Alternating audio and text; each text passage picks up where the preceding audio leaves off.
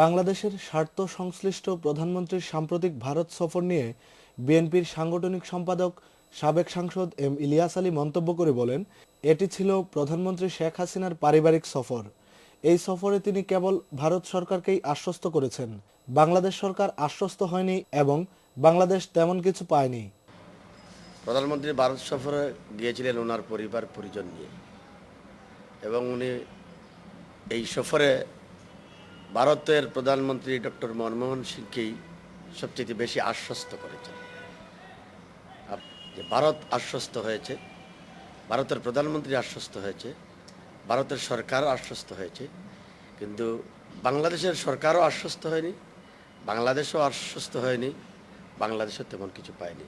টিপাই মুখে বাঁধ নির্মাণ নিয়ে প্রধানমন্ত্রীর দেশে এসে সাংবাদিকদের দেয়া বক্তব্যের সমালোচনা করে বিএনপির হাইকমান্ডের এই নেতা বলেন, ভারত বিগত সময় এরকম অনেক বিবেচনার কথা বলেছিল, কিন্তু কোনোবারই তারা কথা রাখেনি। সেখানে বিবেচনা করবে যে বাংলাদেশ যাতে ক্ষতিগ্রস্ত না হয়, এই সমস্ত কথার কোনো মিনিং আছে? ওই যে বিবেচনাই ভারত করে। ভারত এরকম বলেছিল, এই ফারাক্কা বাঁধ যখন হয় তখন সে সময় বলেছিল যে আমরা বিবেচনা করব, হয় নাই, কিন্তু ফারাক্কা বাঁধ হয়েছে, তো এটাও হবে। তো এই সমস্ত কথা বলে তো লাভ নেই।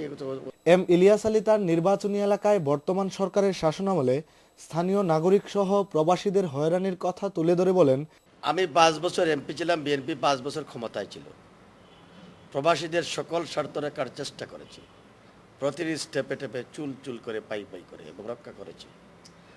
আমার কাছে তো অনেকে ফোন করে কান্নাকাটি করে, আমার বাড়ি দখল করছে আওয়ামী লীগেরা, বাড়ি দখল করছে অমুকরা। তা আমিও শুনি, তারা অসহায়ের কথা শুনে আমি শুনি, আমি কী করবো?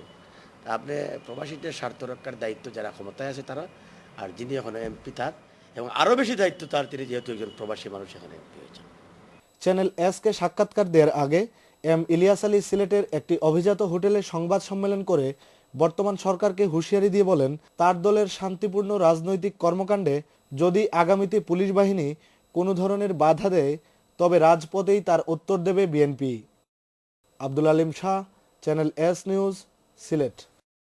গতকালকের তাদের গভীর রাত পর্যন্ত ডিসিএসপি নির্বাচনী অফিসারদেরকে নিয়ে গোপন বৈঠকের পরিপ্রেক্ষিতে এবং পুলিশি নির্যাতন, গ্রেপ্তার, হয়রানি, এই অবস্থায় আমরা 96টা কেন্দ্রকেই ঝুঁকিপূর্ণ মনে করছি না। আমরা একটা রাজনৈতিক দলের সভা সমাবেশ কিভাবে হয় না হয় এ ব্যাপারে দুদকের জিজ্ঞেস করার কোনো এখতিয়ার নাই। আর বিএনপি একটি রেজিস্টার্ড রাজনৈতিক দল, বৃহত্তম রাজনৈতিক দল।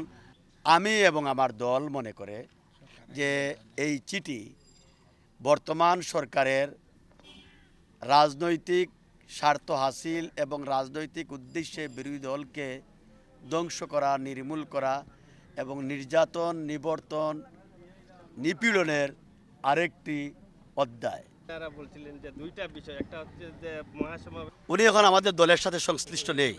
2008 সালের 29 ডিসেম্বরের যে নির্বাচনটা হয়েছিল, ওই নির্বাচনে বিএনপি তাকে বা 4 দল তাকে নমিনেশন দেয় নাই। না দেওয়ার কারণে উনি ইন্ডিপেন্ডেন্টলি ইলেকশন করেছিলেন এবং তখন তাকে দল থেকে সাসপেন্ড করা হয়েছে। এখনও তার সাসপেনশন উইথড্র হয় নাই। আর দ্বিতীয়ত কথা, দুদক সূত্রে এখন জানলাম যে উনাকেও দুদক নাকি চিঠি দিয়েছিল, কল করেছিল। উনিও বলেছেন যে না, আমি কোনো চান্দাপাতি দেই নাই। রিমেম্বার ইট, আমি দিয়েছি।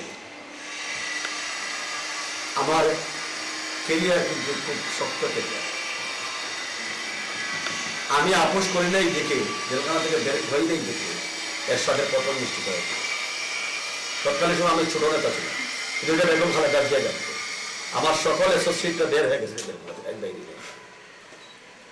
আমার হাতে অনেক কিছুর পতন হয়েছে।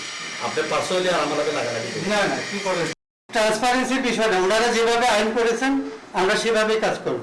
ওনারা, আমি এক্সএমপি মাইন্ডেড, তাহলে আপনিও, তার মধ্যে আপনিও আছেন যারা আইন করেছে। মাননীয় এমপি যারা আছেন বর্তমান, আমরা ট্রান্সপারেন্সির জন্য আইন করেছি। ট্রান্সপারেন্সি থাকতে হবে। সাংবাদিক থাকলে আপনি কি বলছেন, লুকায় বলে পরে একটা বলবেন যে ইলিয়াস আলী বলছে, একটা দোষ স্বীকার করে আছে।